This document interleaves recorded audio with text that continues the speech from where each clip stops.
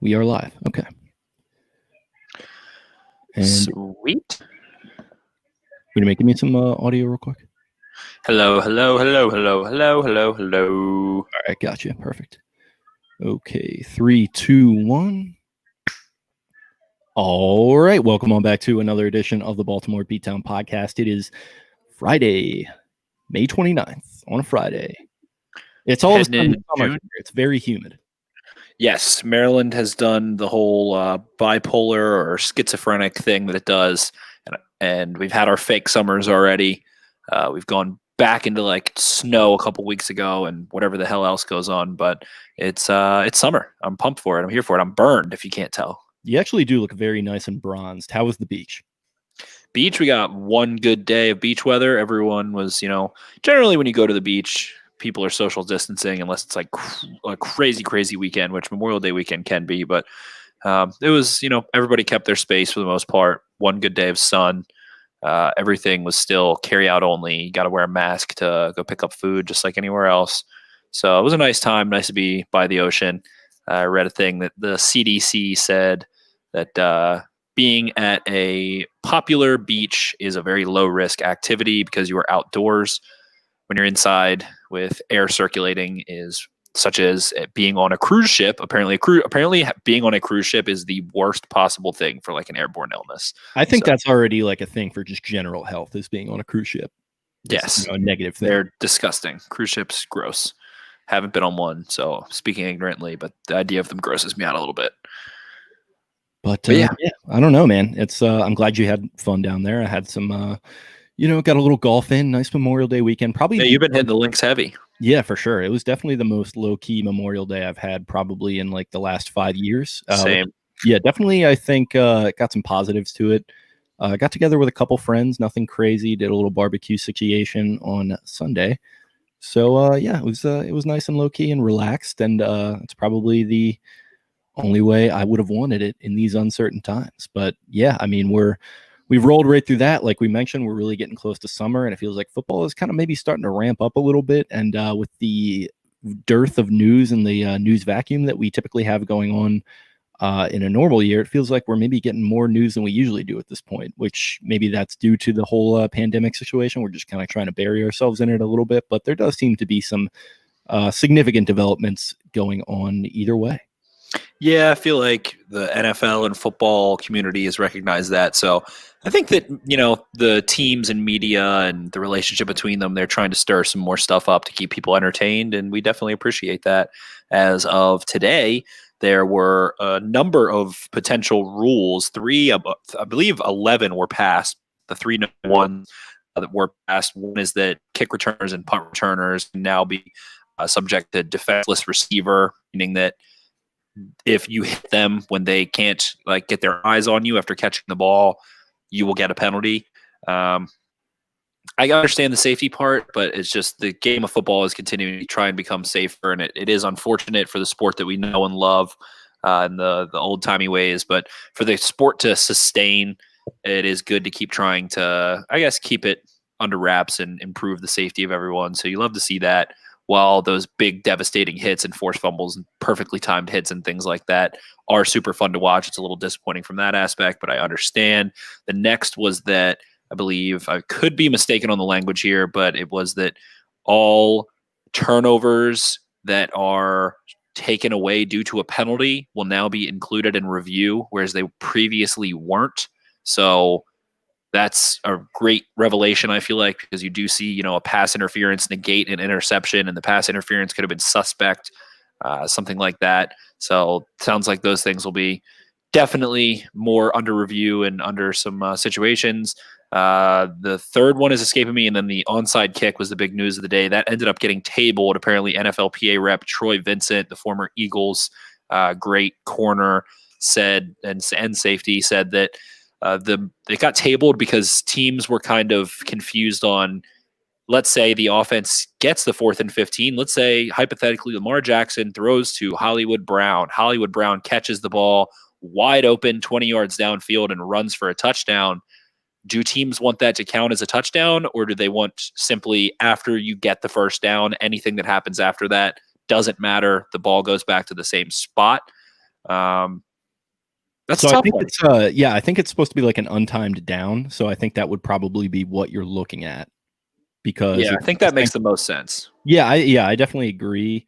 And yeah, I think there's a couple different sort of things that you're going to have to navigate in that sense because think about pass interference that gets called in a pretty, you know, pretty relatively frequent fashion, I would say, these days compared to, let's say 10, 15 years ago, where this would maybe have made a little bit more sense. But I think the refs are going to have to, if not directly, at least indirectly, in some conversations, have some discussions about the way they call pass interference on that type of play, because that could potentially get pretty out of hand, I think. Yeah, absolutely.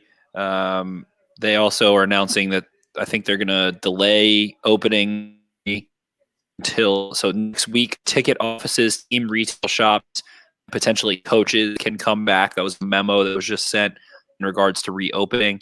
So really a lot of news coming out of the NFL league office today. Roger Goodell dishing out the facts. So good to see it.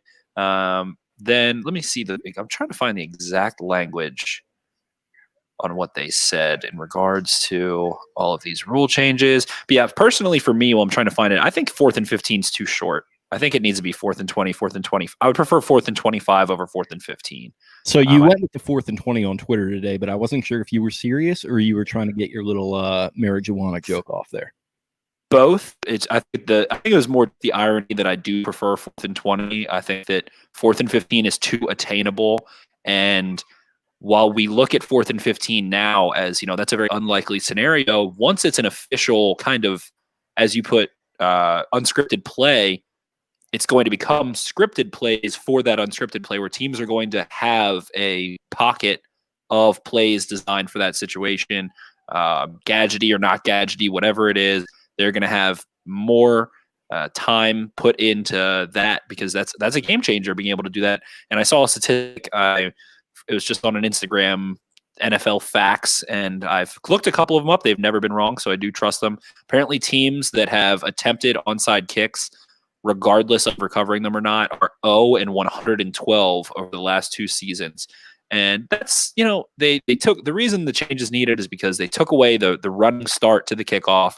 It's just really freaking hard to recover onside kicks now. I know Younghoe Koo, the Falcons kicker, got 2 in one game, and that was like a third of the total recovered onside kicks last year. So they just took away a part of the game with that, and maybe the alternative is to allow a running kick and have it that, if you do a running start and the ball goes past the midline to like past the 45 on the other side of the midline, that's a penalty or something of that. But I think they definitely need to do something to allow teams to get the ball back a little bit. It was part of the NFL for a long time. And I think that drama, that irony just makes for a better product in the end. I think it's more fun to watch. And I'd like to see teams be able to go surge back in some uncertain circumstances. And just because you get an onside kick or whatever it ends up being doesn't mean you win the game. You still have to go score the damn thing. So I'd like to see some more opportunities for that. Yeah, I would say maybe like in one sense, it's maybe just as simple as the illegal touching rule. Maybe move that line up to like 7 yards, 8 yards or something, as opposed to the full 10. That's true. That's a good point. That's just literally where the other team sits. So essentially what you're counting on with the way that it's currently set up is just a weird bounce that you can just kind of jump up and pounce on, which does obviously happen from time to time. But I mean, that's just like such a low percentage type deal that if you maybe even move that up 2 or 3 yards, and you have guys that are just absolute bulldogs that are just going to pounce on the ball on the kicking end of things, then maybe that could lower that percentage a little bit and just make it maybe a little bit more fair for the team trying to go for that onside. But I do understand the fact that you don't want to make it super, super attainable, but maybe just a little tweak that, fans have some hope. I want it to be attainable, like 1 out of 10, like 10% of the time, maybe 12% of the time, somewhere around there. There's the thing that Troy Vincent added on top of that was, those who have a Hall of Fame quarterback should be excluded from this discussion. So obviously having, Chiefs are going to benefit from that. They're going to benefit from that. They're just going to go for it every time if it's 4th and 15. Yeah, exactly. So that, I'm trying to imagine a maybe I don't know, The Jets, so I love Sam Darnold, but maybe the Jets, like I Joe want to hear Flacco. their input on it. Yeah, Joe Flacco, Sam Darnold, I want to hear their input on it. Apparently the discussion was about 30 minutes long, which is very long in their eyes. So seems like they're going to end up doing something one way or another. They also approved a competition committee report, which includes to plan to test in the preseason an expanded booth to official communication with certain objective info, a narrower change, quote unquote, to the Sky Judge proposals that were withdrawn, but a notable step coaches support. So it sounds like they're trying to get some booth judges and improve that aspect a little bit. Then there was also an expansion from 2 players allowed to return from the injured reserve during the season to 3. So that's an extra player as well. I thought it was only 1. They changed it to 2 either last year or the year before. I think last year was the first year of 2, and now they're doing 3, which makes sense. Yeah, let guys come back if they're able to. Especially with the expanding rosters. Yes, also true. So the official language was make permanent expansion of automatic replay reviews to include scoring plays or turnovers negated by a foul. So if it's a scoring play or a turnover that a penalty took away, it will be reviewed. So I assume the penalty will be reviewed because that's worthwhile. If it's not a scoring play, not a turnover, whatever, leave it up to the human error point. But I'm all for that. Then finally, the manipulation of game clock with multiple dead ball fouls, which was the Belichick thing, and then the Vrabel thing that Vrabel shoved back in Belichick's face in the playoffs, which was so insanely hilarious. The fact that game, Vrabel did that, and then Tom Brady's final pass as a New England Patriot was a pick 6. Just unbelievable. Yeah, it's pretty sick. Also a Harbaugh thing, kind of, too. Yeah, also a Harbaugh thing. He's always ready to do some freaky little stuff on special teams and play with those kinds of rules. So what Tom Pelissero tweeted was, if the proposed 4th and 15 alternative pass today, traditional onside kicks would still be allowed. It's harder to recover under current rules. 49 of 299 attempts from 2013 to 2017, which was 16.3%, to 12 of 14 onside kicks recovered in, or 12 of 114, onside kicks recovered in the past 2 seasons, which is 10.5%. Is a reference to that, not a precursor to eliminating kickoffs. I do not want to see the kickoff eliminated. So 10%, which is the number that I thought. It feels like less, but apparently it is 10%. So my mistake there. I'm sure there's numbers, like I said, on how many 4th and 15 situations have been converted, and maybe it's less, maybe it's more. Again, I feel that teams would do a better job drawing and playing those. So interesting stuff going on in the league. Love the fact that they're really showing a willingness to evolve the last couple of years, and also they eliminated the ability to review pass interference as a challengeable play.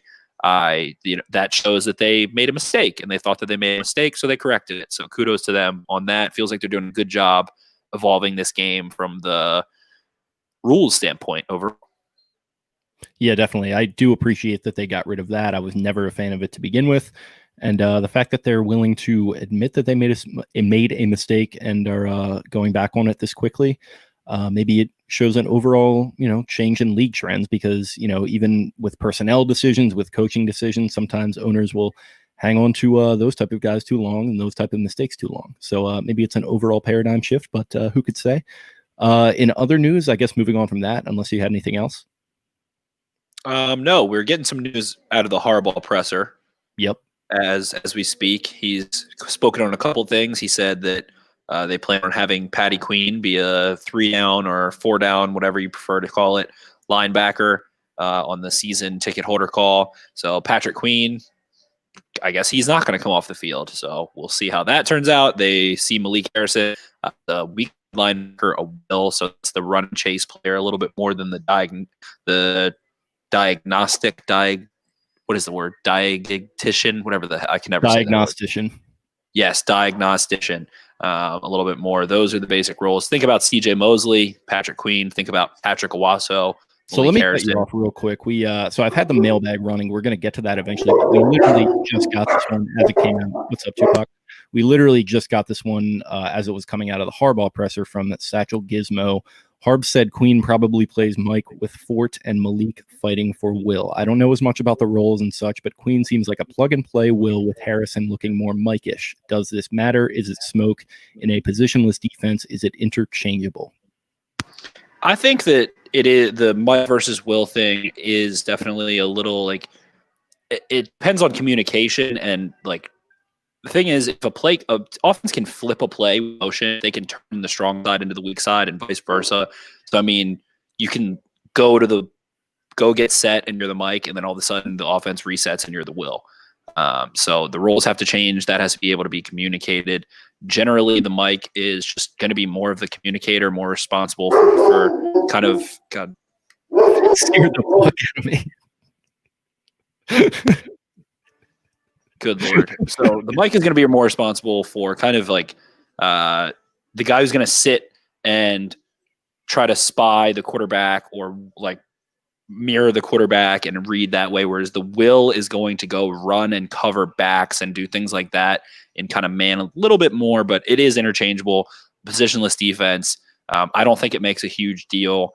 To me, I mean, I honestly see Harrison as more of a Mike in with Sam from a traditional standpoint, and Queen and more of a Will, just from the speed perspective, but that doesn't mean that they both can't do either. The Mike doesn't come off the field. The Will might come off the field. That's the best way to put it, I guess, in modern football. The Mike is the one if there's a dime package where it's all DBs and one linebacker. For context, like in a modern defense, like for context in the modern defense, like a safety will sometimes come up and play Will, correct? Yeah, absolutely.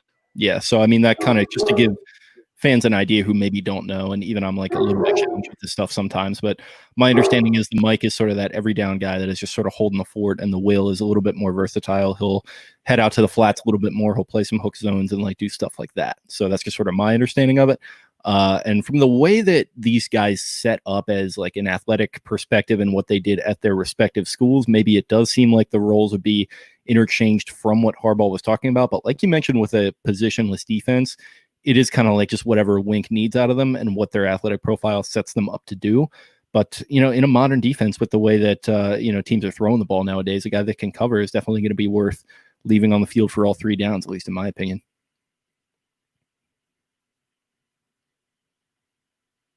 Lost your audio. There we go. So it feels like the guy that is going to be relied on in coverage a little bit more in a traditional sense is Patrick Queen. So I believe he's the Mike then in that case, the guy that doesn't come off the field. So it sounds like Harrison is going to be a little bit more of a sub-package guy mixed in with Fort. And that also means, maybe we see Fort and Harrison on the field at the same time with Queen coming off. So it's matchup, it's positionless defense, it's filling roles, kind of a little bit of – and there's a great article talking about creepers, and it went back even further than I realized. Good Lord. Give me a minute. This is out of hand.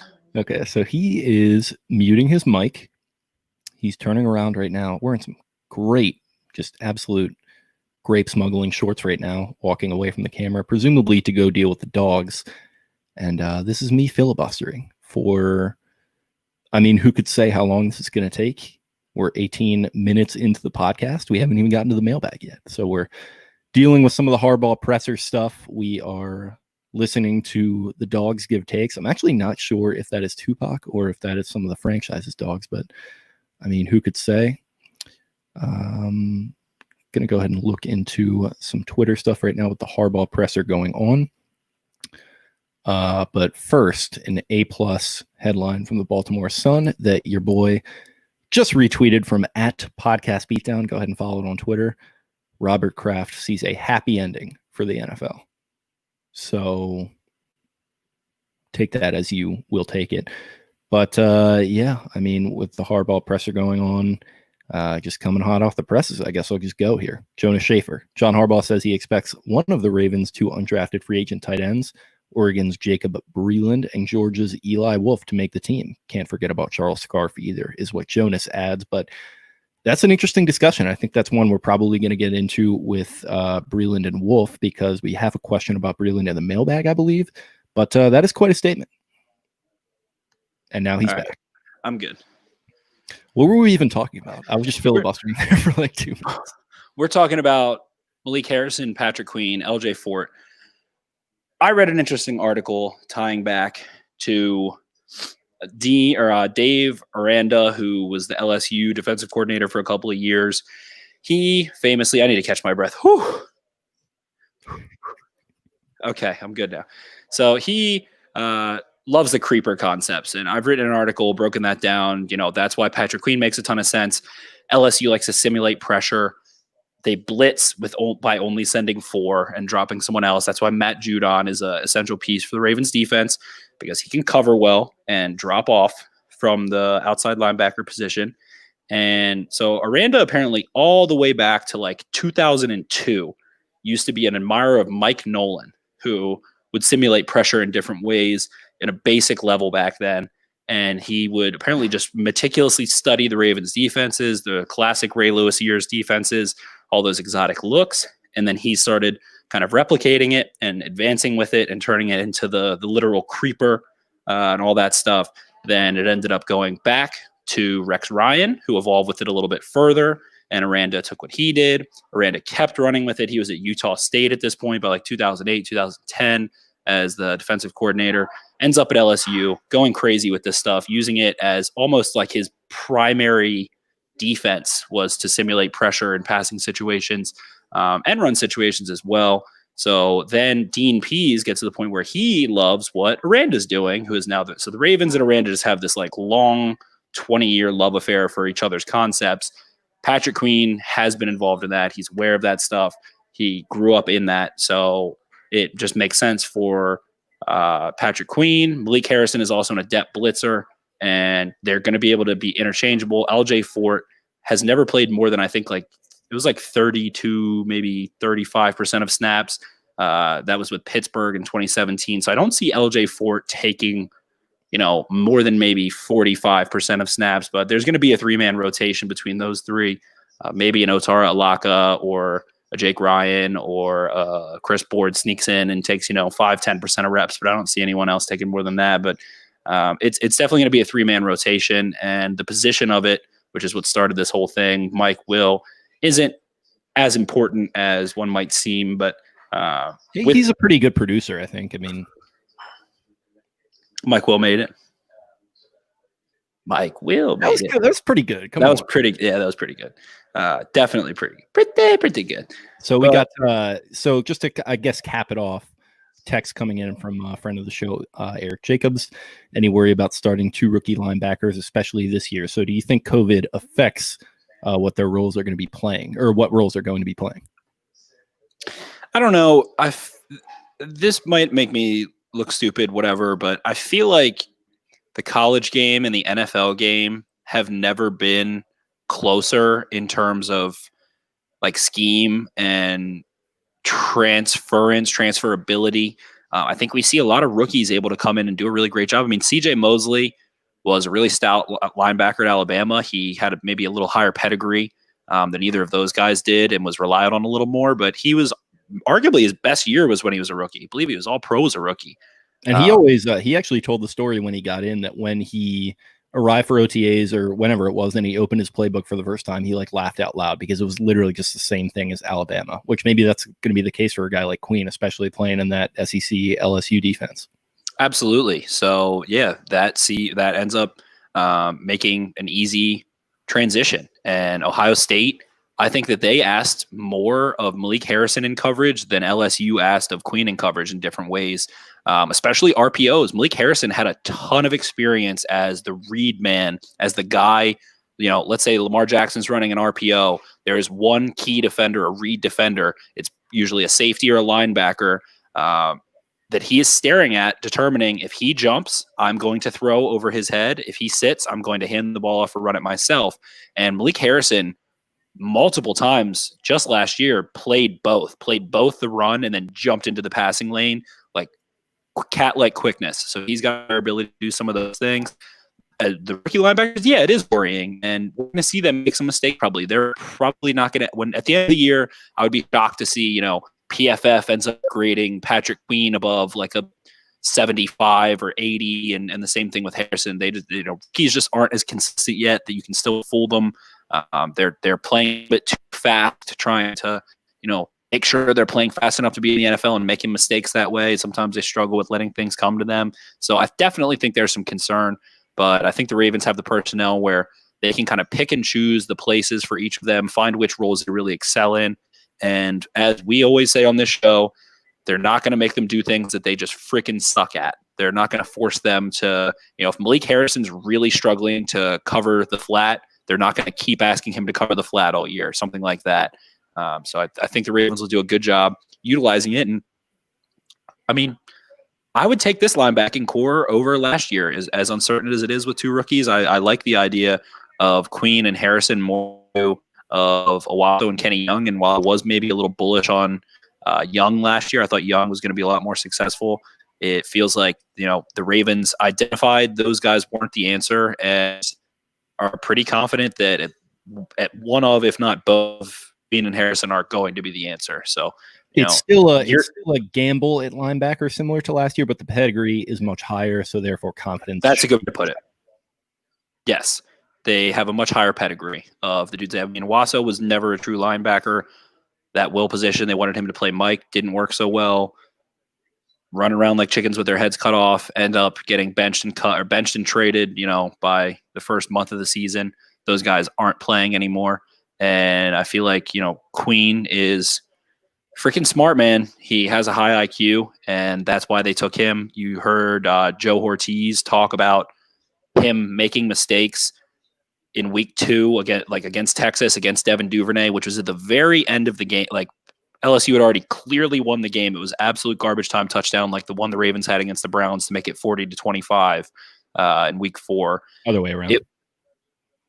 Right. 25-40. Right. But Browns against the Ravens. You said Ravens against the Browns.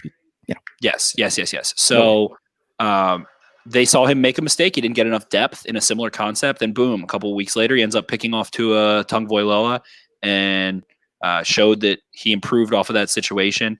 And I think that Queen is a cerebral player, and maybe Kenny Young and Patrick Owasso weren't. So it is what it is. We'll see how they end up performing, but they'll have their rookie lumps. I think year 2 next year, they're going to kill it. That's where I think they'll really be a dominant unit between the two of them. For sure. And I mean, you still have guys like Fort in the mix who strong last season. You bring in Pernell McPhee, different position, but he's going to be in that linebacking core teaching them. So, I mean, you still got some holdovers from last year in what was, wound up being a successful year for the front seven. So very excited about all of that. One last bit of news that we're going to definitely be covering in the mailbag, but I just wanted to touch on it real quick. Rumors again surfacing with Jamal Adams now upset with the Jets. You got Gary Myers from, I think, the New York Daily News reporting that he is very much seeking a new contract, aggressively trying to get it done. The Jets aren't even trying to open dialogue until the season starts, which is kind of a bold move, I guess, just to alienate one of your franchise cornerstones. But in light of the fact that they're really not making any headway on that, he is possibly going to be seeking a trade here. He sees the Cowboys as a prime destination. Gary Myers confirmed this, but he was also on the radio, I think, with one of the guys from blogging with the boys, the Cowboys SB Nation site, which you should check out.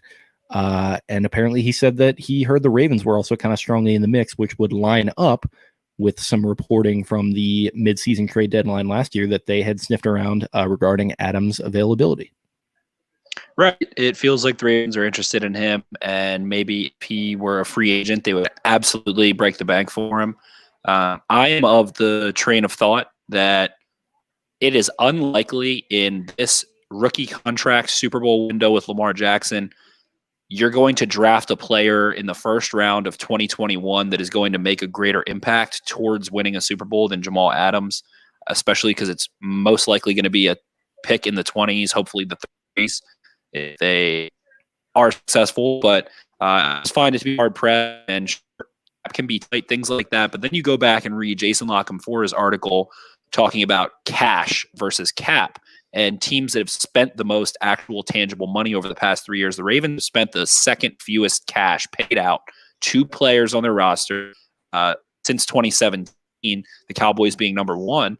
And that's how you see the Cowboys, while they might not have an abundance of cap space, able to retain, Tyron Jones, Ezekiel Elliott, Amari Cooper, Zach so does Martin. That mean just cash on personnel or like their entire operations? It means that it means that they haven't spent as much. But so like there is the cap. The cap confines you and restrains you, but you would think as the Cowboys are the number one franchise in all of the NFL in terms of revenue stream and, having money to spend on facilities and things like that. Where I'm kind of wondering about it, because like they not only have their facility, the Star or whatever it is, they have a freaking golf course out there. They have places out in California. They have like all this stuff that they're spending on extraneously just outside of personnel. So I was just curious if like cash is in relation to cash spent on personnel or just cash overall spent.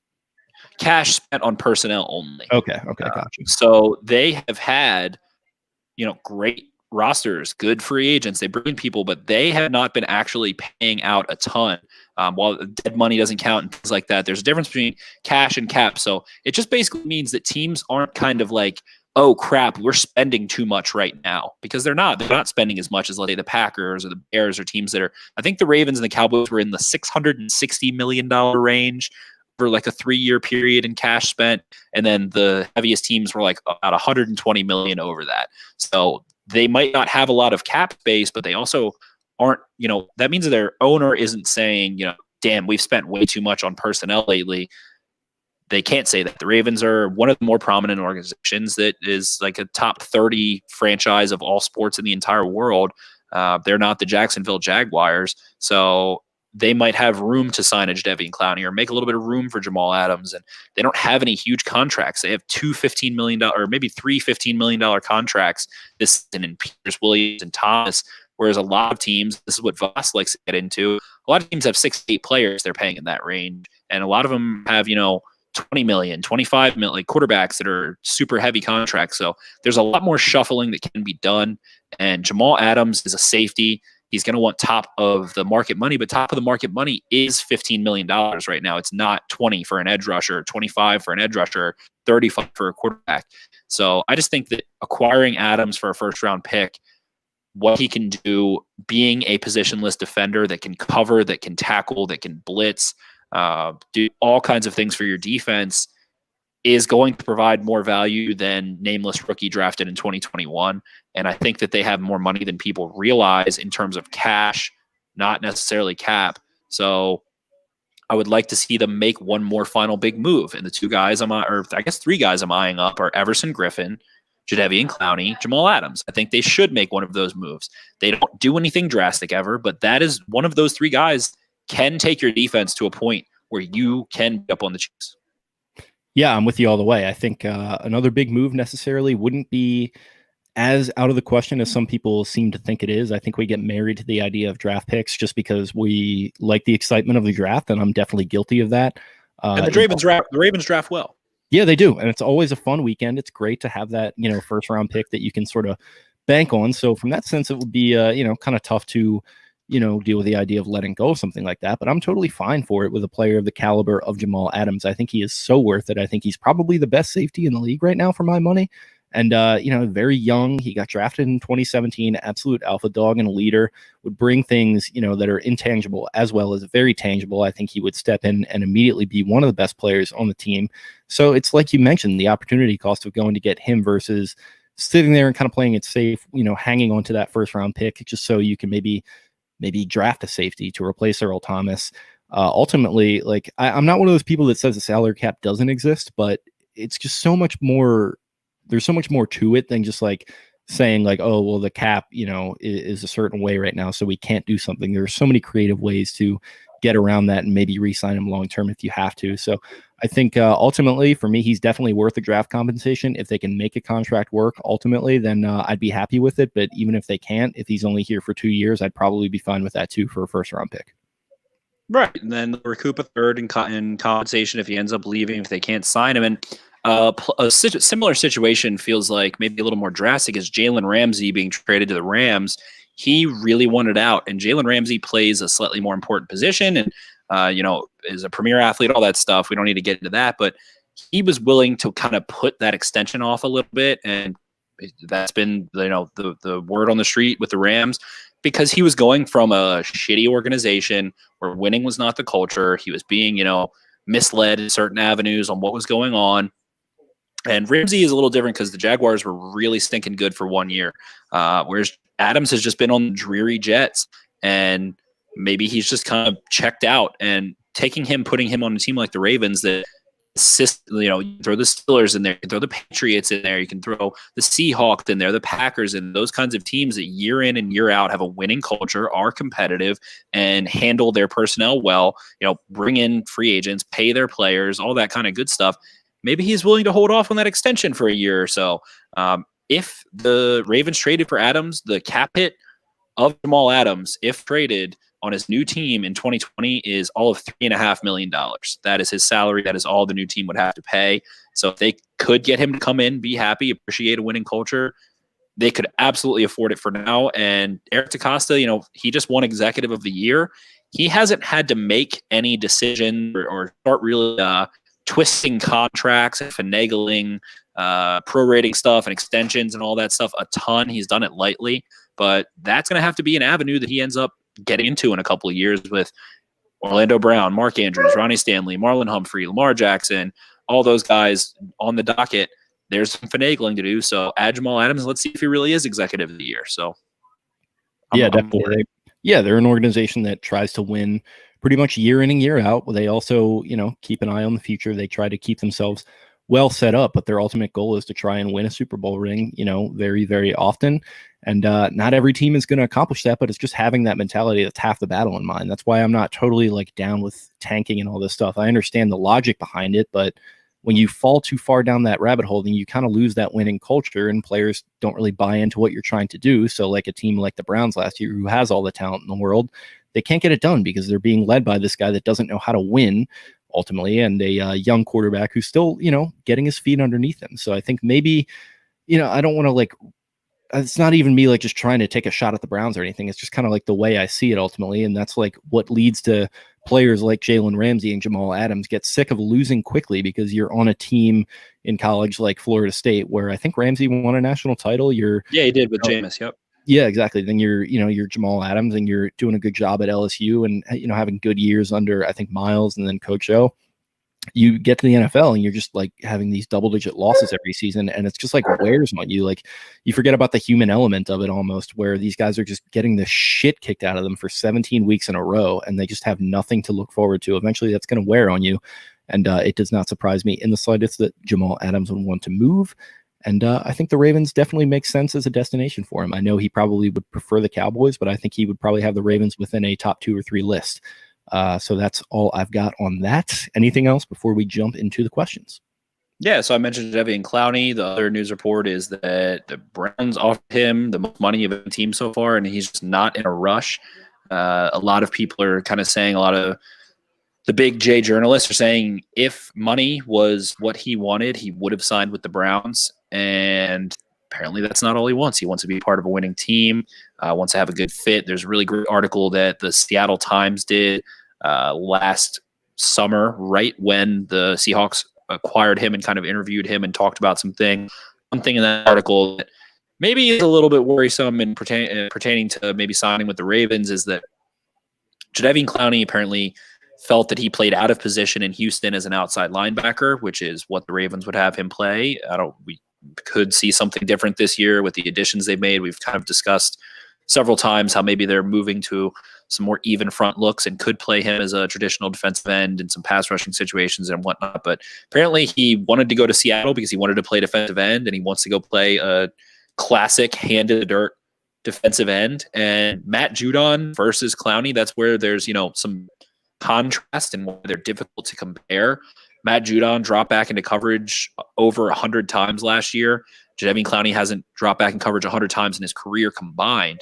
But I just think that adding a piece like that would be interesting. Like I said, you know, Marcus Peters, you can toy around with a restructure of his contract, turning some of his base into bonus this year. They can free up to $7 million with him. They can do some other things, and that does push money down the line. I know, but I'm just bullish that I want the Ravens. And maybe next year is the better year to do it, but I feel like it's regardless this year or next year. They're in that Super Bowl window. Lamar on 5th year is going to jump up into probably I think the new thing is 5th year is basically a franchise tag now. You're getting a top 5 money, so that's going to be $30 million in 2 years. So go get a player for 1 or 2 years any way that you can and win a damn trophy. Yeah, I mean, you talk about these late first round picks not really being worth what people or even we value them at sometimes. I mean, the Chiefs trade one for Frank Clark. They go and win a Super Bowl last year. So maybe this is like that type of move that they need to make. And yeah, I think they could probably get it done a little bit easier than some people would think. Fit would maybe be an issue. You know, he feels like he's maybe a little out of position in Houston. He goes up to Seattle where their linebackers really don't even rush the passer over there. Maybe he would have to accept a little bit more versatile role to fit into a defense like this. But, you know, he's shown some coverage. Maybe just come off the field a little bit. Maybe Yeah, play 60% of snaps instead of 75, and then he ends up fresh. People want to talk about his injury problems and all of that, even though he hasn't missed more than 3 games in any of the past 4 seasons. But maybe if he only plays 55% of snaps, he's fresher, he doesn't get hurt, and when he's in the game, he is a damn bulldog. We saw him completely annihilate Ronnie Stanley a couple of times in Seattle last year, which was obviously Ronnie Stanley's one of the best, if not the best, left tackles in football. Clowney clowned him. Ha ha ha ha ha. But yeah. Yeah, I mean, so it's a move I'd be intrigued to see from the Browns' perspective. I don't like, why are we doing this? Like, they already had the hypey offseason type thing where they go and get all the flashy players. It didn't work out. They're having a good offseason. Just leave it alone. That's my take from the Browns' perspective. Yeah, they need to build slowly. They put too much on their plate at once. They do have a new head coach. And for all that Kevin Stefanski is, that Freddie Kitchens was not, still, you don't want to keep loading up too much. Grow in increments. They clearly are capable of that explosion that we saw maybe with the Rams or with San Francisco 49ers and some teams like that. They were able to get a new head coach, bam, turn things around, fly onto the scene, go to the playoffs, all those things, even though the Niners did it a couple years into the Shanahan regime. But still, I don't know that they're capable of putting that much on their plate. Clowney doesn't seem like he's ever been a problem in the locker room or anything like that. But yeah, like you said, flash is not substance, and I would like to see them prove the substance and then start doing the flash again. For sure. So I think that wraps up the news. What do you say we jump into the mailbag?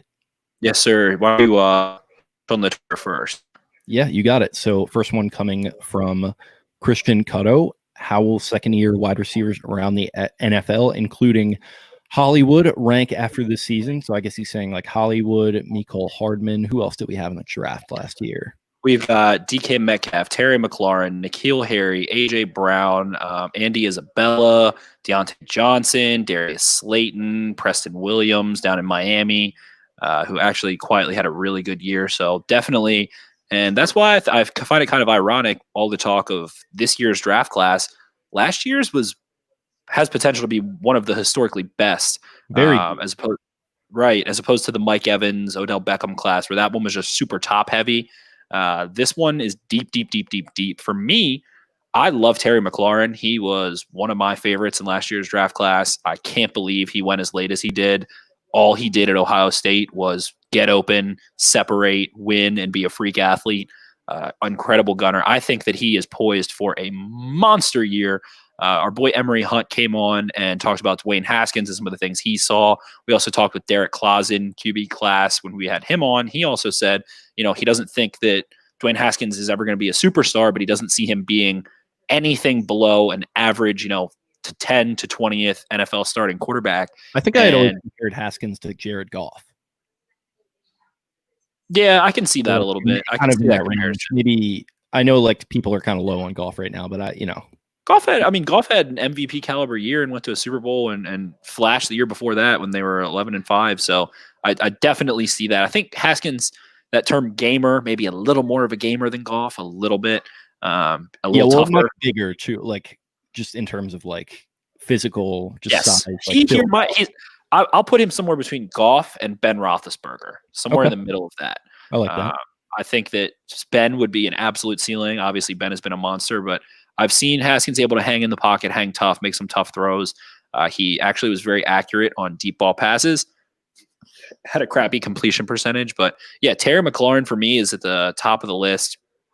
Able to win every single way, can run after the catch, blocks his ass off, underneath, over top, everything. We saw him absolutely torch Jalen Ramsey and torch AJ Bouye last year a little bit, very early in the season. So definitely love him.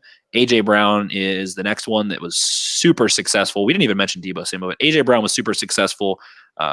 Just average 20 yards a catch, freak after the catch. I mean, well, everyone knows that Debo is, destined to be the greatest receiver of all time. So it's kind of goes without saying.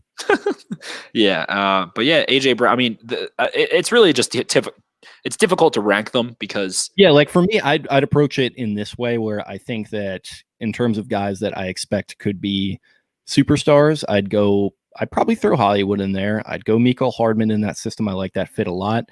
AJ Brown, definitely. DK, definitely. McLaurin, definitely. And then the rest of the guys that we've been talking about, I think could have very solid careers too. I think, is Christian Kirk from last year as well? No. He's the year before. Yes. They have Andy Isabella. They got Hakeem Butler, who they put on injured reserve. Apparently they almost cut him last year. Yeah, he's very displeased. And they also have Keyshawn Johnson from Fresno State. Right. So they have quite a few. So they've got, I mean, if you're looking to trade for a receiver, that is the team between Kirk, Fitzgerald, Hopkins, Isabella, Bird. They have that guy, Demir Bird, Keyshawn Johnson, all those guys. So they are stacked at wide receiver. They obviously use a lot of 4 wide receiver sets and stuff. But yeah, they're the way I just said it, it's a very, very positive outlook for the full class, maybe 4 guys that could be superstars, and then a bunch of guys that could be very viable players, including even dudes like Kelvin Harmon that had 400 yards last year for the Redskins. There's a lot of guys. The one that I'm down on and will continue to be down on and wait until he impresses me, I'm willing to be wrong on, I guess is a good way to put it, is N'Keal Harry. Didn't see a ton out of him. He was injured.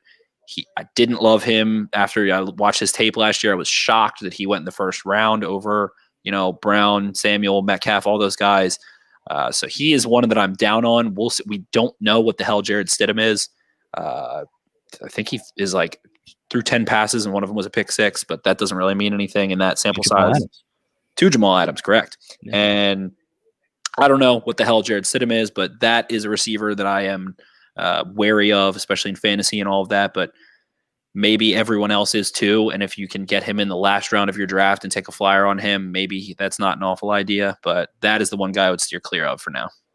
Sick. Moving on, coming from Calvin is the next one. Isn't that your name? Calvin Klein?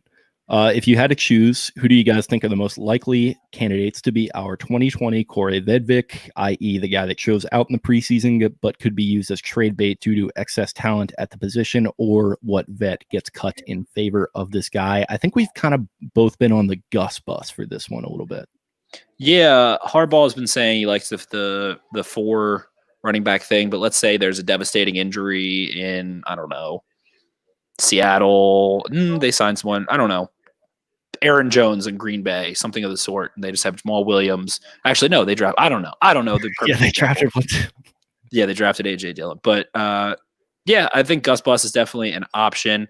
Maybe one of the interior offensive linemen, maybe Pat McCarry, maybe Bradley Bozeman. They could end up getting a 3rd, 4th round pick for a team that's really desperate.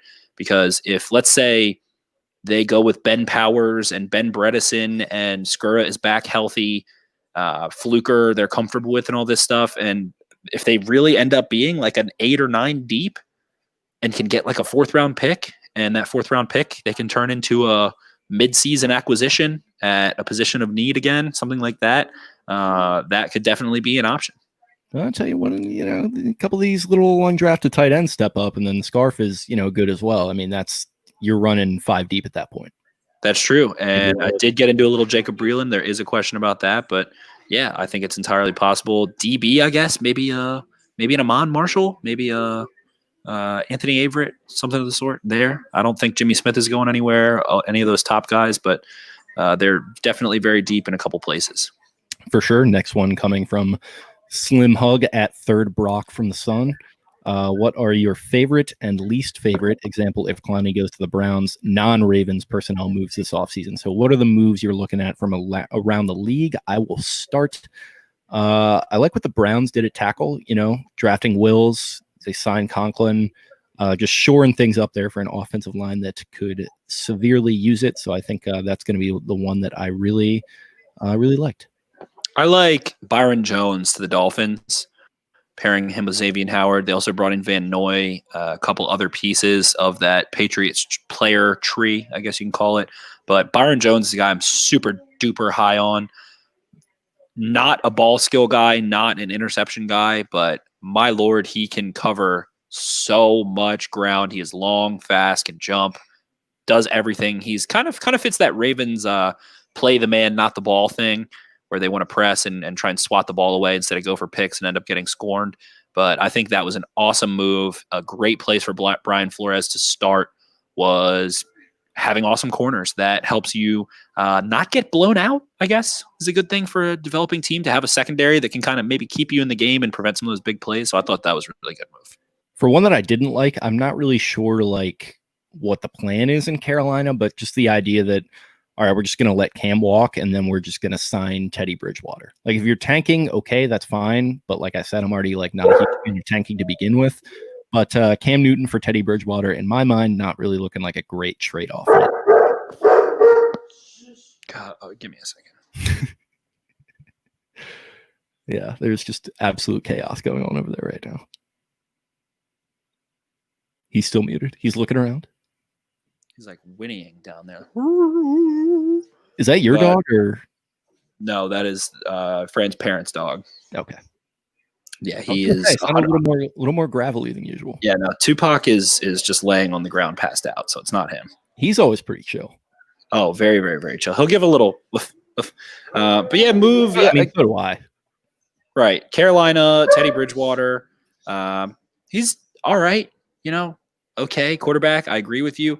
I mean, can Cam Newton just not throw a football right now? Is that the situation? You got to think there's like a serious health issue going on right there. And that's, probably part of why they released him. That's maybe part of why nobody has signed him at this point. But even if I'm like trying to transition into a new year, I'd rather just like hang on to Cam for another year, see if he can maybe get it done.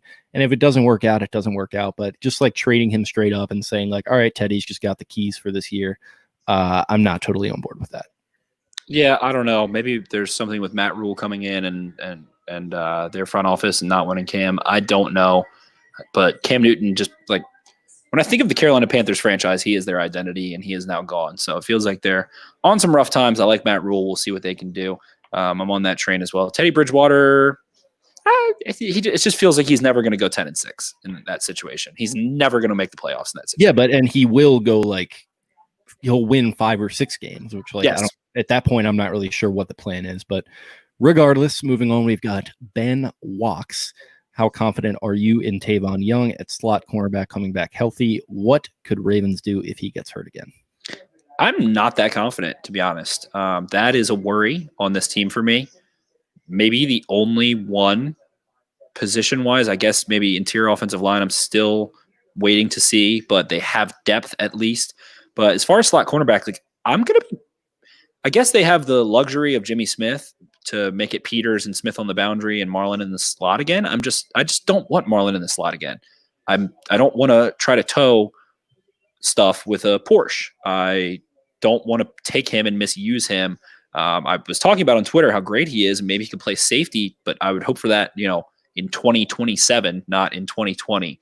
I don't want Marlon Humphrey to have to go into the slot again. And he was fine there, but it's an entirely like he's too physically he's just an absolute specimen. Like, and guys like that are just built to play on the outside. I mean, he's very perfectly capable of playing in the slot, but it's like you said, towing, a car with a Ferrari, like it kind of doesn't really, it doesn't make sense. You're not looking to drive with your 3-iron. For sure.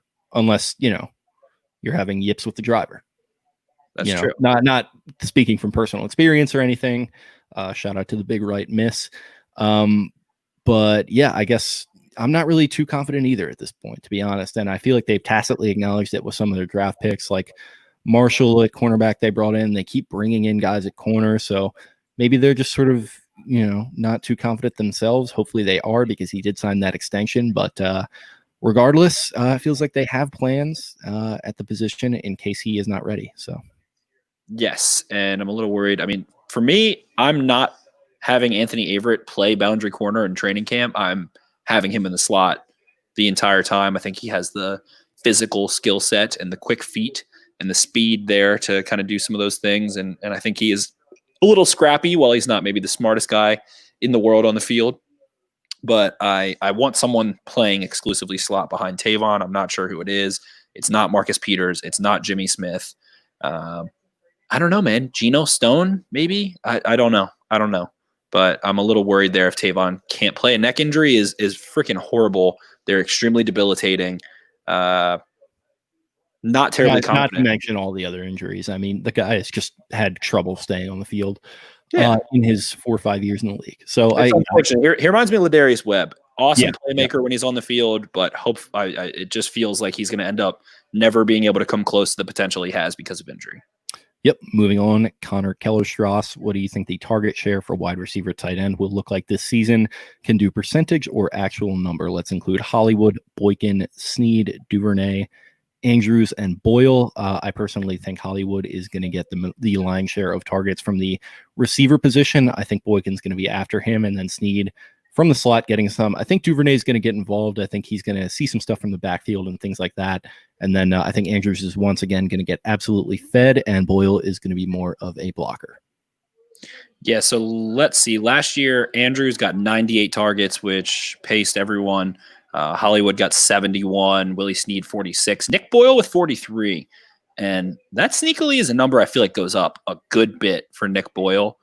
Into the 50, maybe even 60 range, just because he's on the field so damn much. And Hayden Hearst is now gone, who had 39 targets. Boykin only with 22. So you have to think that Andrews is going to go up in targets. That 98 with him being on the field 40% of the time. If he's healthy this season, stays on, I don't see a possibility where he has less than 100 targets. Him and Lamar have great chemistry. He works over the middle of the field. He's good in the slot, good playing from inline, all that good stuff. Hollywood, you have to think if he's healthy, man, he looks healthy, he looks strong. Have to think he's in that 100 target range as well. So that's, 200-ish targets around there. Lamar Jackson threw the ball total 446 times, if I'm not mistaken, off the top of my head. I could scroll up, but I don't feel like it. I'd really like to see Willie Snead with more than 45 targets. I feel like he's always been a consistent first down maker. I think he was not targeted enough last year, to be honest. The same goes for Miles Boykin. So I think receivers start to take a little bit more of the lion's share than they did last year. I believe it was 41% of the total targets were to tight ends, which led the NFL. The Eagles were close to that as well. So Andrews, Boyle, and Hearst totaled somewhere around 170 targets in that department. Can't see that number being higher than 150 maybe this year, unless Andrews is at like 120 or something ridiculous. But with Duvernay coming in, with Boykin figuring to take more targets, Prochet possibly factoring into the equation, and of course Willie Snead, got to think that number goes up. Yeah, for me, it's 1, 2, 3, Andrews 1, Hollywood 2, Boykin 3. Moving on, Dominic Henson. Can Lamar become the next Tom Brady of his era? Bold one right there. I don't think we're ever going to see a quarterback win 6 Super Bowls again, so I'll frame it as this. I think in terms of that scenario, I think that's going to be Mahomes, and I think Lamar is going to be more of a, I don't necessarily want to say Peyton Manning type figure because they're totally different types of players, but maybe a championship or two. And, that's, kind of what you're going to get out of him. And in terms of player comparisons, I think I've kind of been on the train of comparing him to Cam Newton. I think that's where he's going to wind up, kind of player wise, where he's around maybe 10 plus years and you get a championship or two out of him. I don't know. It's still really difficult to project him after just one full season and what he's able to do. But the man's only lost 3 regular season games so far.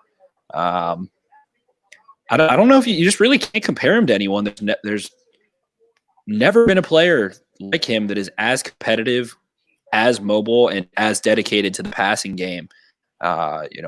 We've talked about it. Vic himself said, if you put $1 million check in my film that I got sent home with from practice, my homework, I would have given it back with $1 million check inside of it. Never known. Which is, that's not the case with Lamar. That, failure puts gasoline on his fire. That great that I keep talking about article that kind of highlighted Hollywood Brown and why he's going to change the NFL from Bleacher Report He said that him and Lamar watched that Titans game every day for a month after it happened. And I think he's just too junky and much of an athlete. I don't know anyone you can compare to him, especially with the way that football is now. The rules are a little bit different. Maybe you can compare him to a Randall Cunningham is the only one that really comes to mind for me, but it was such a different era back then. And obviously this is the hashtag new era of Lamar Jackson. So it's difficult, but I like what you said about him maybe not being Brady and being more of a Peyton, where he's just wins a shitload of games and feels like he struggles in the postseason a little bit. Maybe that's his MO for the next couple of years. And then he gets into, overdrive and able to figure things out. Maybe a Steve Young, somebody take the monkey off my back. Right. Yeah, that's a good one as well. So it's just still difficult. I think we'll have a really good idea about maybe what his career will look like after this season, because he'll be in the league for 3 years. We'll see what regression might look like, or if there's no regression, or if he takes a step back this year just a little bit, if his mechanics falter a little bit or something of the sort. If he continues to improve anywhere close to the way he did from 2018 to 2019, holy shit, I don't know what to say about him. He's just unbelievable. Russillo had Kevin Clark on his show, and they were talking something about how, like, after a guy is done with his second year, you pretty much know who he is at that point. So at this point, we kind of know who the ideal version of Lamar is as a player, and that looks very good to me. So I think you can definitely package that into something very significant from the team perspective. But yeah, I'm confident in him very much. Moving on, Sam Thrasher, do we really think all the Adams to the Ravens hype is real, or is this just hopeful fans trying to wish it into reality? I'm super skeptical. Just to really quickly address that, we kind of don't need to do a ton. I mean, it's not really like fans speculating. It was like an actual report from a guy who twice. Yeah, I mean, yeah, going back to the mid-season trade deadline last year and all the way up to now, it was literally reported by Gary Myers from the New York Daily News, or at least commented that the Ravens were having discussions with the Jets, which doesn't necessarily mean like anything is imminent, but I mean, discussions are had all the time. And that's just something that, it kind of happens when these trade rumors bubble up, teams get mentioned, and most of the time they probably were talking to the team. So maybe they were talking to them. Nothing is imminent. But, just take what you will from that. You don't have to be pessimistic or optimistic one way or the other. Just know that the Ravens have made their calls.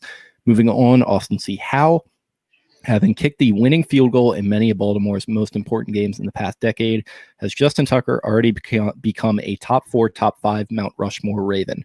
My recency bias has me putting him higher than maybe I should. I don't know if you're being too high. I think he's well on his way to being a top 4 guy. I think he's probably within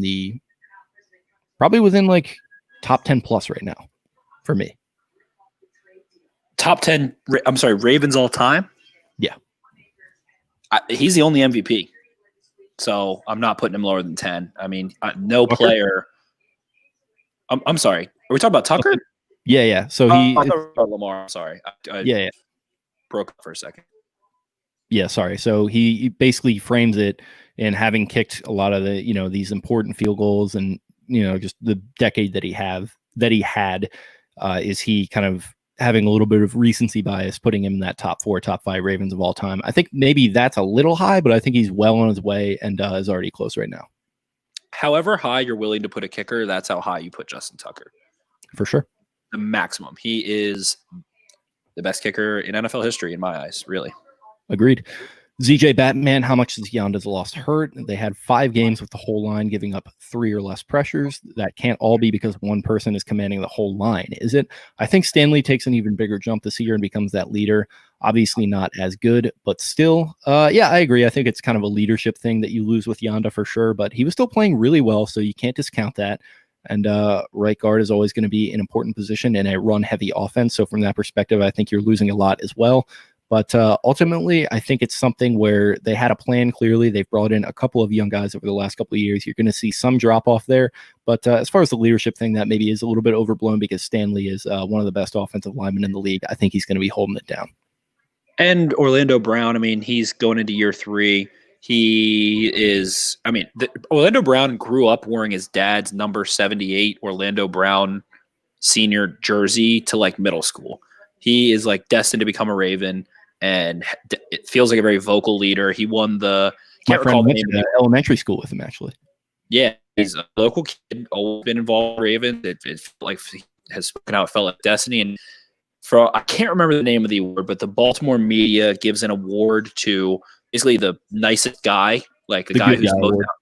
Yeah, that's what it is. Yep. Media good Orlando guy. Brown got that. Yeah, Media Good Guy Award, and that was Orlando Brown. So that shows that he is professional. Yeah, actually, He's Jonas talks about how he's like one of his best friends on the team.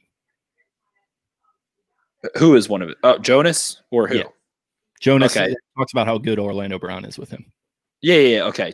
So exactly, Orlando Brown feels like a leader there. So the leadership part, it's just the freaking consistency of Marshall Yanda to play. And that, what I spoke about earlier, that is what constitutes a PFF grade. It is how few negative plays you have more than it is how big your positive plays are. And Yanda is rated so highly by them because there are so few bad plays. So you have to figure there's just going to be a couple more bad plays coming out of right guard, whether it's 1 every 10, 1 every 5, 1 every 3. Because for Yanda, it was like 1 every 25. So, maybe he has 3-4 bad reps in a game. We're going to see it be 5, 6, 7, 8 now, potentially. So hopefully whatever Ben Powers and whoever else was able to learn is awesome. A little bit of news that came out of the little Harbaugh PSL owner thing is that Jeff Zrebiec tweeted Harbaugh mentioned both as starter. The question is whether he starts at guard or center. So Who was that? We cut out a little bit. Bradley Bozeman I'll mention Bradley Bozeman as a starter, whether it's a guard or center. So it sounds like Bradley Bozeman, you can kind of write him in ink on that offensive line somewhere. Gotcha. Moving on. Dre Day 52-20 over under Lamar 120 carries in 2020. He had 176 in 2019 for reference. I'm going to go slight over. It was more than last year. What was the exact? I missed the. So he had 176 carries in 2019. Over under is 120. He's setting it at. I'm going to go with a slight over. Yeah, I'd say like 145. For sure. Maybe a little less than that for me. But I think they're making a lot about how he's going to be running less. I totally can understand why. But you don't want to, if you got a nice engine in a car, you don't want to just replace it with a, not as good engine for no reason. All sorts of car analogies going on today. By the way, check out my Formula One streams on Twitch. Moving on, Robert Estes. How much does the offensive scheme change now that Hearst is in Atlanta and we have a very young receiving core going into the 2020 season? I think it's like we've been hitting on a lot more targets to Andrews, trying to get Hollywood going more and just establish him as much as you can. And the development of Boykin is going to be key. Yeah, so a question schematically is Hollywood going to be a decoy a little bit? If he is scary and let's say he starts out hot again like he did last year and is healthier and better and even faster, is he just really going to open stuff up for Boykin and Snead and Duvernay and those other guys? Obviously, if you're defending the Ravens, you're going to want to take Andrews away first. For me, I'm going to do what the Steelers did. I'm going to have literally like a box and one defense. Like I'm going to assign 3 guys that I want close to Mark Andrews, that he is not just hurting me for first downs over and over again. So it's going to be an evolved passing game. They're going to want to transition more and more to Lamar throwing the ball, making some more line calls potentially, and we'll see how that turns out. Yep, I agree. Moving on, Tree Fort Larry, which is a sick at. Everything else being equal, would you rather see a Brandon Williams-sized Earl Thomas or an Earl Thomas-sized Brandon Williams on Sundays? Speed, skill, strength, etc. are not affected. Purely aesthetic, just bodies switching places on the field. I love the idea of a rangy safety that just doesn't get thrown at, who is just thick as a bowl of oatmeal. And people are already kind of coming at Earl for his weight a little bit. So, why not just lean into it at this point? If you have a safety that is a bowling ball, that is sick as hell aesthetically. Yeah, I like that. Moving on, last one from Twitter. Satchel Gizmo again. Are the Ravens still in the market for a veteran wide receiver? I still think we lack talent there. I hate the idea of AB, but love his talent, so I'm torn. What about a Dez Bryant, another player? AB, I am all the way out on. Already talked about that at length. Dez Bryant, I'd be okay with that as long as the money isn't too insane and he's willing to accept a rotational role. I think he could play a Snead type of role in this offense just fine, provided he can stay healthy. I'd be fine with Dez Bryant. Not really looking at any other guys around the league right now. I kind of like what they have and the idea of just developing Boykin and getting some of these young guys into the mix. I would love Dez Bryant. Love, love, love, love, love. Dez Bryant to me has had a mini AB kind of like a little bit of Sort of, yeah. like a little bit of being an asshole and all that stuff. Nowhere close to what AB did. But the reason I like it so much is because he has a my ball mentality that I think rubs off on people. And I think he would be it seems like all he wants to do is just go play some damn football again. You bring him in. I think he is a great personality to have with Hollywood, with Boykin, with those younger guys. I think he would feed off of Lamar Jackson energy, all that stuff. And I think he would be awesome in a rotational role. Absolutely. I love Dez Bryant. It actually gives me goosebumps. I love Dez Bryant. He was my favorite receiver in the NFL at his peak when he was like leading the NFL in touchdown catches. 2014, he was like one of the most unstoppable receivers I've probably seen all decade. Yes, easily. And I love him. I think he has a sick name. I think he was sick at Oklahoma State. I think that he is just dope as hell overall and had a little domestic violence issue. So maybe he's on that, red flag list. That never came into any kind of police anything or any league thing or anything, but maybe shout out to Sheffy. Right. Maybe he's on that that red flag list and not able to. But if he comes in for 1 year, 3.5 million, fuck yeah, I would love that shit. Well, I would think he's not because the Ravens offered him a 4-year deal and he didn't take it a couple years ago. Unbelievable. That made me so mad when it happened. Yeah, and then he's just like bouncing around. He visits the Browns like 4 times, doesn't sign with them, signs with the Saints, and immediately blows his Achilles out. So that's a tough scene for old Dez. But yeah, I wouldn't be opposed to bringing him in. And that wraps up the Twitter side of things. If you would like to run on over to the IG, maybe we can blow on through those because it looks like we're running a little long here. Yes, we are. Okay, starting off, if we got Adams, what becomes of Chuck Clark? To me, nothing. I think he plays a lot of the time still. The Ravens ran 3 safety looks on 40% of their snaps last year. I don't think a ton happens there. I think that Chuck, if Chuck isn't a part of that deal, still plays a shitload of defense for the Ravens. They run so many nickel and dime looks. Yeah, definitely. I mean, you could, like you said, as long as Chuck is not being moved for Adams, I think they're probably going to be rotating him in and out a lot. I think he played up a little bit for them last year. So, yeah, and, very smart player. So you definitely want to keep him in the fold as long as he is with the team still. Definitely. Otavio? Oh, geez. The first rose was B. Dude, talk. You crushed that. First question was B Rose 931. Is Otavio Millar? Are you not concerned with Queen missed tackles? He has a lot compared to his solo tackles.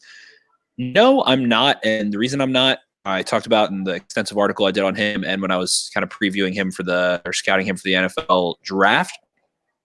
So his missed tackles, he doesn't use his fucking arms. That's why he misses the tackles. He puts his head down, puts his shoulder down, and makes a huge collision. And the guy like Najee Harris was able to break 3 tackles against him specifically, which was like 3 of the 10 tackles he missed last year. And it was because he just didn't wrap up. And I've seen him wrap up 1,000 times. He just needs to be a little bit more consistent. So I'm not terribly concerned with that. And then Otavio Millar said, I love the rest of his game. Yeah, me too. Moving on, Cole James. I think Lamar wins MVP again. Thoughts? Also, what is his ceiling overall as a player? Pretty tough on that. Do you think Lamar win MVP again, Jake? No, it's MVP is a completely narrative-driven award. Well, maybe not completely. You definitely have to play well. But if you were the story of the season and you play, reasonably well enough to be in the MVP conversation, you are going to win the MVP. That's why I think people are so high on Kyler Murray. They think the Cardinals have a chance to win double-digit games. This is you and I included as well. We think the Cardinals have a chance to be pretty good this season, and we think Kyler's going to play pretty well. So I think that is probably ripe for, just having this narrative-driven boost to win the MVP. And there's even some other young guys. Maybe Baker could have like a really bounce-back year, and the Browns could win 10 games. He'd be in the mix for me. It's just so narrative-driven that I think Lamar being the story of the NFL for a second year in the row is so unlikely. So that's kind of why I would be a little skeptical of that. For me, the 3 potential options for MVP are Mahomes, because it's Mahomes' league and we're living in it, and everyone needs to know that, and that's fine. I can understand that. He is that good. He could easily deserve a second MVP. Number 2 is Kyler Murray, which Jake already touched on. Number 3 is Russell Wilson, just because that is me driven. And let's say the Seahawks end up 11-5, 12-4, and Wilson just kind of continues to be that consistent. I think that the AP is probably so sick of getting shit about how he's never gotten an MVP vote and people freaking out about that, but maybe they just don't give a rat's ass. But those are the three guys for me. Lamar will be right there in that discussion as well, but I wouldn't bank on him because just like Jake said, it's going to be hard for him to outperform Mahomes if Mahomes is healthy and be the new catchy story because he's already done it. So it's just a little difficult. We already touched on the ceiling part, but thanks, Cool James. Moving on. Givens Mazer, if there are no fans or fewer fans watching games, how does that affect the advantage at M&T Bank Stadium? Definitely affects, the false starts and the offsides and some of that stuff a little bit. And you have to think that, if there's no fans at any games, like that means not just at M&T Bank Stadium, you have to think that the home and road stuff may even out like just a little tiny bit. But I think more of that has to do with travel than it does like how loud it is and shit. I'm mad that I just came across this question now because I saw something on Twitter. One of the numbers heavy guys, I forget exactly who it was, but they were tweeting a study from even before all this pandemic stuff came out about how a good home field advantage really does influence ref decisions in favor of the home team. Mm-hmm. So maybe refs are going to be a little bit more neutral. And like you mentioned stuff with the false starts and whatnot. It just kind of neutralizes the field a little bit. It makes things a little more even, which I think could be a good thing and a bad thing. We're just going to have to wait and see. Helps on the road too, so it evens out either way. Another question, have you guys watched film on Jacob Breeland or Tyree Phillips? What are your takes? So I watched Jacob Breeland, honestly, looked at him for the first time today. He has such a weird body shape. He looks like a giant baby. He has a Benjamin Button Breeland. Yeah, Benjamin Button Breeland. Oh, fuck. That's going to stick. But Benjamin Big Butt Breeland. Dude, you're crushing it today, man. He has a gigantic booty. He looks like a giant baby running around the field. But you're watching film on him, just ready to act up today, just ready to risk it all. Oh, you gonna make me act up? But he wears number 27, so that also throws me off so fucking much. I love college numbers, man. They're the best. They're the best. But I saw played a little NCAA 13, by the way. Good game. Ooh, need a new one. New one coming soon. But he had some pretty bone-crushing blocks on DBs. A lot of his production, Oregon, is super duper screen oriented. They throw so many screens. And that's why people are kind of weird on Justin Herbert because they felt like he should have been in an offense that utilized vertical passing and stuff. So if you recall back that play that Jake and I love so much that Mark Andrews scored on against Arizona in week 2, that fake bubble screen release up the sideline where Mark Andrews kind of is wide open. He scored 11 touchdowns over the last 2 or 3 years on that. That was the bread and butter of his game. So I love that. The Ravens have that in their wheelhouse. Seems very sure-handed. Really was good. He's just good. Seems like a fine blocker. And I've talked about how Hayden Hearst was kind of that intermediate player between the skill sets of Boyle and Andrews. And he, again, checks that box. So from what I saw, if he's able to recover from his injury and be the same player, he kind of reminded me as a receiver of Dennis Pitta a little bit. Not great after the catch, but can make guys miss and do some really weird, random athletic feats. So I was very impressed. Think he has potential to be a great tight end 3. Then Tyree Phillips balls people as a run blocker. He is a great combo blocker. I've talked about that before. So when he double teams, he moves people. If he's the guy that ends up coming off of that because he's a guard now and working to the second level, he's going to fuck linebackers up. In pass pro, slow feet, pretty slow feet. And that's why the Ravens probably want him inside instead of outside. That basically is why guys kick inside, is because they're either not long enough to play tackle. He has very good length, or their feet are too slow and they're just not quick enough in their kick step. So that was my takes on those two guys. Yeah, for Phillips, I'm definitely trying to get more into the tape watching stuff. Been reading up some books on schemes and things so that I can get more into it. I'm admittedly not too well versed into the O-line yet where I can intelligently comment on Phillips. Also, the thing about you is that you kind of know what you don't know, so you never reach too far or anything. So I think your takes are always spot on. Yeah, that's where I don't want to go too far into like commenting on Phillips. It's like you mentioned, I've watched some stuff on him. It seems like kind of that Mueller type of guy, but I don't necessarily know what I'm looking at when I'm watching him quite yet. Trying to get there. But as for Breland, seen some highlights and stuff, watched a little bit when I saw this question. Yeah, I mean, I like what I saw on tape. I like a guy who's, productive at tight end in college, and there's certainly a lot of production. Looks a little stiff, I think. Definitely, yeah. It's like you mentioned, he's just kind of like looks a little unnatural out there in some ways, but He's he like a definitely giant found, child. I don't know yeah, how to like he put it. found ways to get open, and it's kind of like I don't know, like there's just an unnatural like ability to him, and that's not to like say that he's like, oh, he's like an alien out there. It's just like, no, it's just like unnatural. Like he catches the ball in these weird, unconventional ways. Like it'll be coming at these angles, and as opposed to like attacking it in the air, he'll like stick his arms out and it'll just drop into his arm. Like it's the damnedest thing. Like it's like a baby Catches the ball away from his catches the like ball away from his body really strangely. yeah, it's kind of sick. Like I sort of Yes, I wonder it's if that, aesthetically pleasing to watch. yeah, I wonder about it translating to the NFL necessarily, but if I it saw does, him go up over top of defenders a lot. yeah, he definitely does have that. He does have like the one-on-one, I'm gonna like out muscle you for this, ball in the corner of the end zone or at the sideline.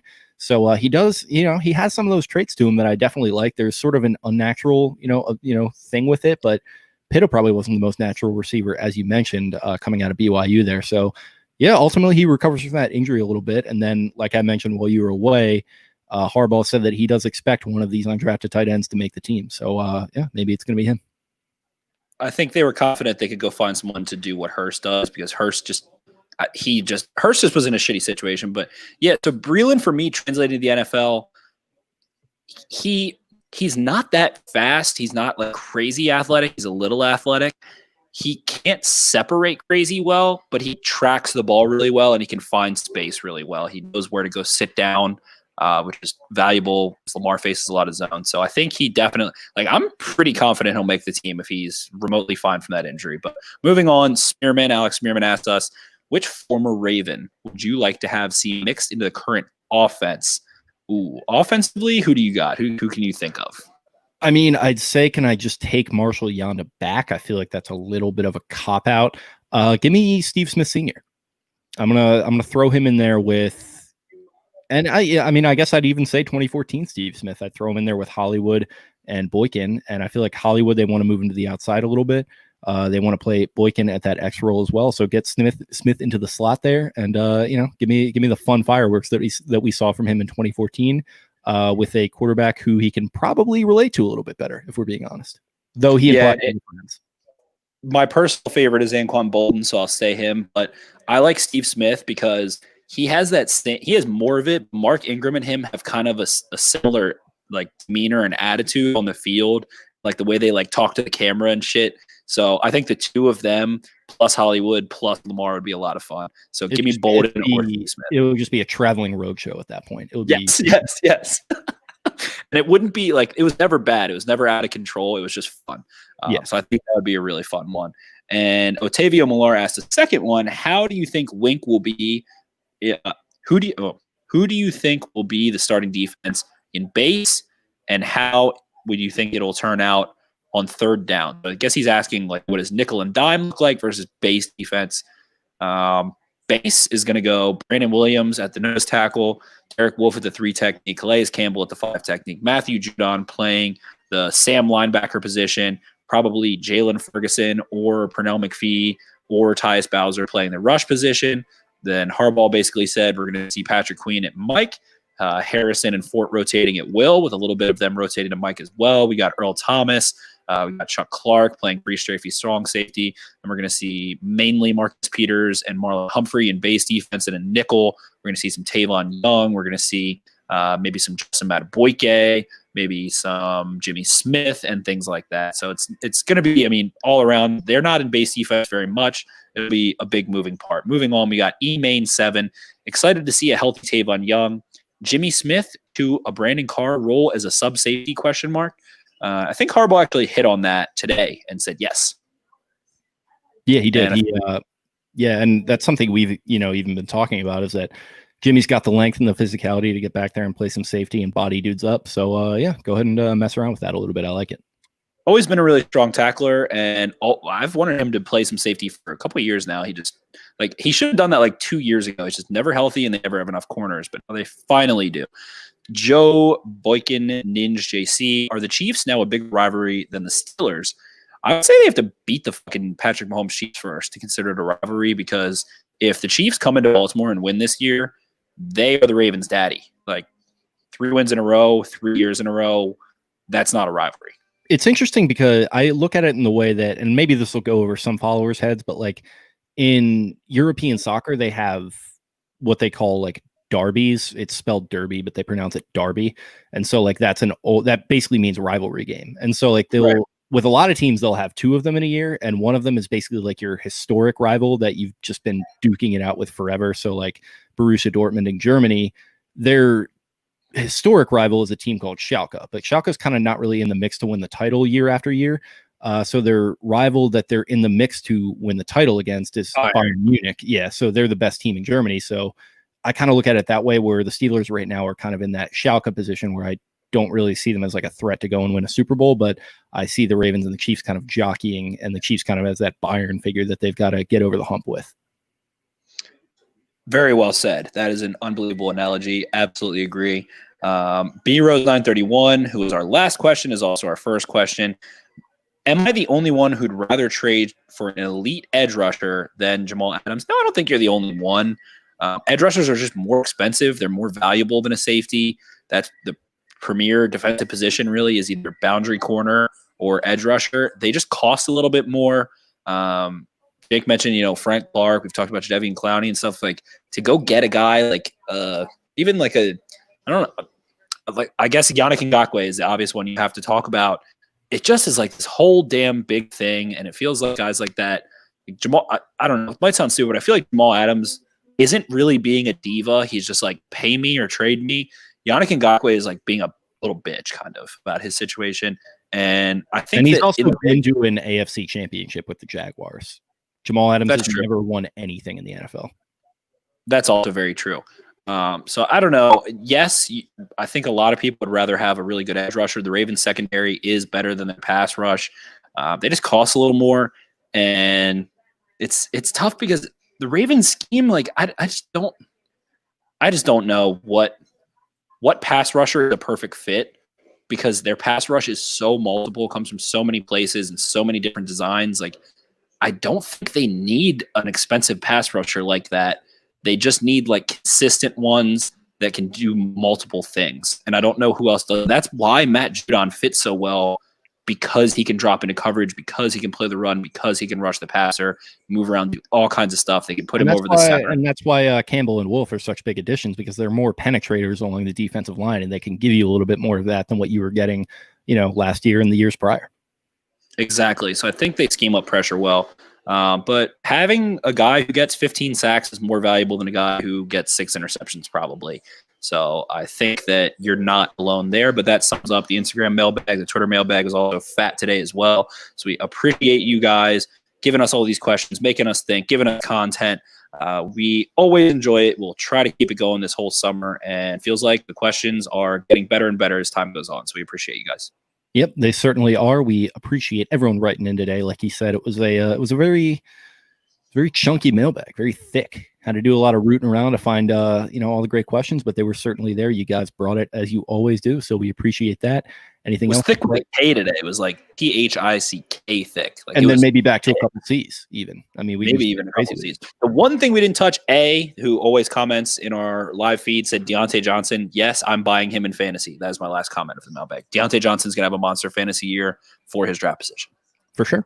I think, get Big Ben and that elbow a little bit healthy. Maybe the Steelers, turn around a little bit. But yeah, regardless, really appreciate you guys listening into this long one. We're going to try and get back to the multiple episodes per week format moving forward.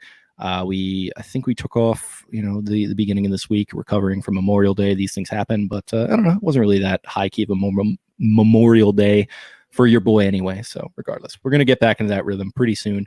But really appreciate you guys listening today. We hope you have a great weekend. And as always, you can follow the show on social media. You can follow it at Podcast Beatdown. You can find me at Jake Luke. That's LOUQUE. You can follow Spencer at Ravens4Dummies. That's the number 4. And check out the YouTube page for video episodes. Really appreciate you guys listening, and peace out. See ya.